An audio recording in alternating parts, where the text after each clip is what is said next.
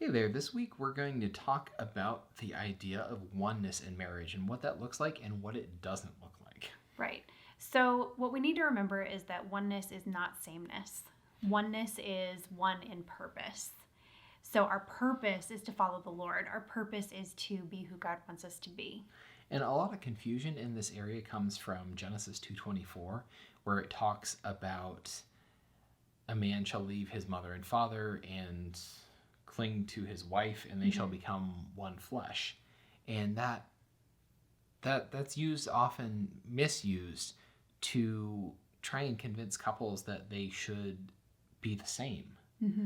And Right. God made us uniquely. He gave us our own strengths, and spouses are designed to complement each other in that the two parts of them form one whole relationship that has most of what they need provided by God. And obviously with God in that mix. With God in that mix, yes. Completing that. But it's a complement, not like I like your hair, but as in two parts of a separate whole.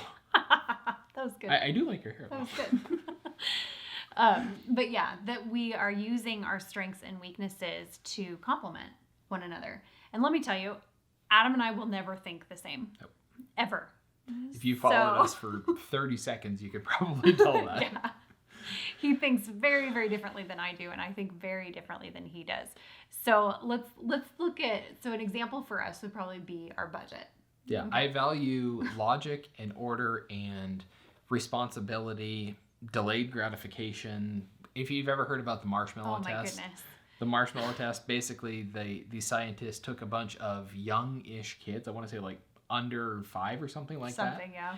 And they put them in a room alone with a marshmallow. And they told them that either you can have the one marshmallow now, or if you wait until I come back, you can have 2 marshmallows. I'd have the one marshmallow, and he'd have the 2 marshmallows. You'd have the one marshmallow before the scientist walked out the door. And I'd be like, wait, if I wait twice as long, can I get 4? So, and here's the deal with our, financially anyway, if our budget was totally up to me, we'd be going to Disneyland every day and we'd have ice cream every day. So we'd be totally broke, but we'd have a lot of fun. And if it were up to you, I think we would still have fun, but it would be very intentional and deliberate. And the fun would be used as a reward for accomplishing something major.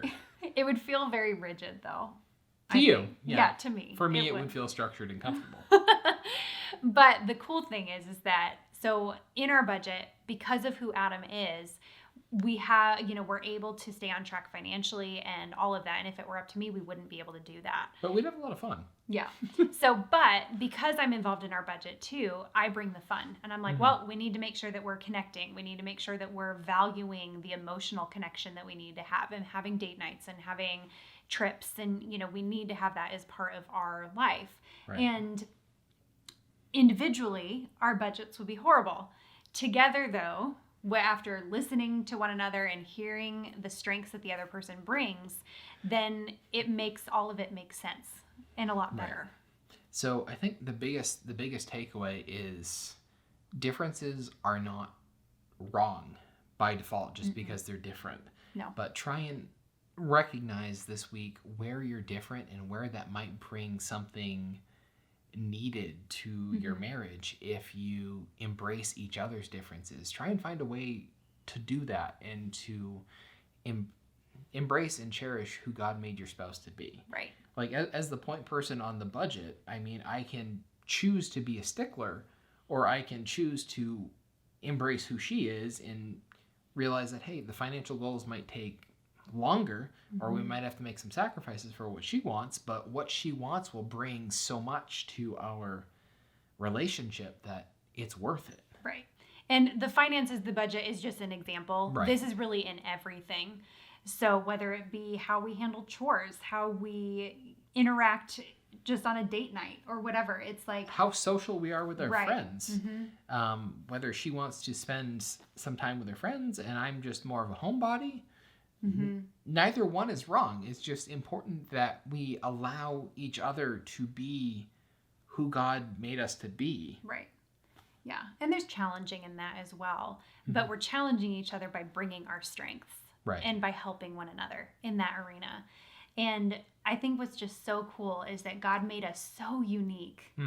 And I think it's really easy in marriage to see the negative about what our spouse brings if it's different than how we think. It's not even that it's negative. It's just something that makes us uncomfortable. Yeah, maybe uncomfortable. Or that challenges how we think. Yeah, but in that uncomfortability, I do think that it can make us head more towards seeing each other in a negative light. For sure. And so when we can switch that and reframe it, though, and start to see our spouse as an asset and start to see them as the missing piece to the puzzle in our life, obviously God is the true missing piece. I don't want to, But back to the whole but complimenting thing. Right. How our spouse can challenge us to come out of our shell and be more who God would want us to be. Right.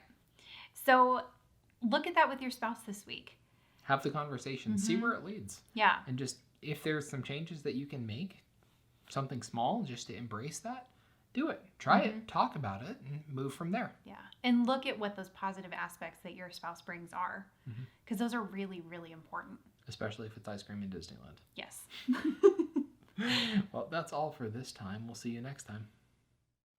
Thank you so much for watching this video. We are so blessed to have you here. And it's only because of people like you that we're able to have this content and to be able to continue producing content. Podcasts, blogs, videos, it's all because of people like you who have chosen to partner with us. And if you would like to partner with us, pray about it and head over to patreon.com/radiant marriage for more information.